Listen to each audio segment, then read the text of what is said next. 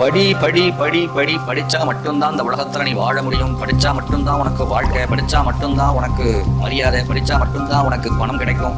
இப்படி சொல்லி சொல்லி சின்ன குழந்தைகளை 2.5 வயசு குழந்தைகளை கொண்டு போய் நர்சரி ஸ்கூல்ல சேர்த்துட்டு ஒரு 30,000 35,000 ஃபீஸை கட்டிட்டு வீட்டில் அம்மாக்காரி சொல்லிக் கொடுக்க வேண்டிய எப்படி சாப்பிடணும், எப்படி சிரிக்கணும், எப்படி முறைக்கணும், எப்படி நடக்கணும்னு சொல்லிக் கொடுக்க வேண்டியதெல்லாம் காசு பணம் இல்லாமல் பெத்தவ அன்போட பாசத்தோடு சொல்லிக் கொடுத்ததெல்லாம் 35,000 40,000 50,000 வாங்கிக்கிட்டு நர்சரி ஸ்கூலில் சொல்லிக் கொடுத்துருக்காங்க.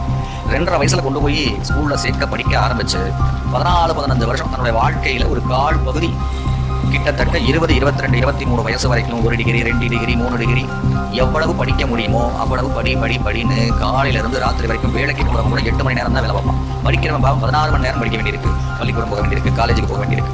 படிச்சு முடிச்சுட்டு என்னடா பண்ற, வேலைக்கு போகணும். வேலைக்கு போய் என்ன பண்ணணும், பணம் சம்பாதிக்கணும். பணம் சம்பாதிச்சு என்ன பண்ணணும், அப்பத்தான் நீ வாழணும், அப்படித்தான் நீ வாழணும்.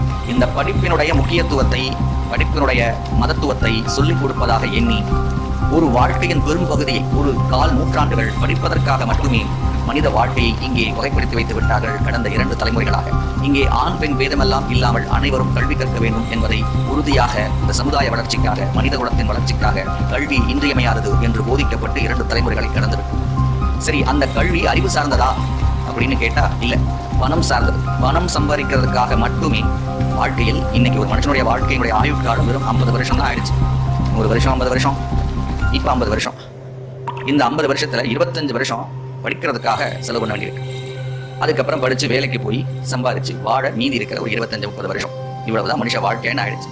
அப்ப இவனுடைய வாழ்க்கையில பணம் சம்பாதிக்கிறதுக்காக படிப்புன்னு சொன்னதுக்கு அப்புறம் இவன் அறிவு வளர்ச்சிக்காக, இந்த சமுதாய வளர்ச்சிக்காக, மனித குலத்தின் வளர்ச்சிக்காக இந்த கல்வி உதவி பெறுதா அப்படின்னு கேட்டா இல்ல. முழுக்க முழுக்க பணத்திற்காக மட்டுமே, சம்பாத்தியத்திற்காக மட்டுமே இந்த கல்வி கட்டமைப்பு அமைக்கப்பட்டிருக்கிறது என்பதுதான் மிக மிக வருத்தத்திற்குரிய செய்தி.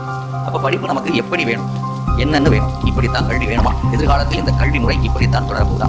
பதில் யார் சொல்றதுன்னு தெரியல, கேட்டு பாருங்க.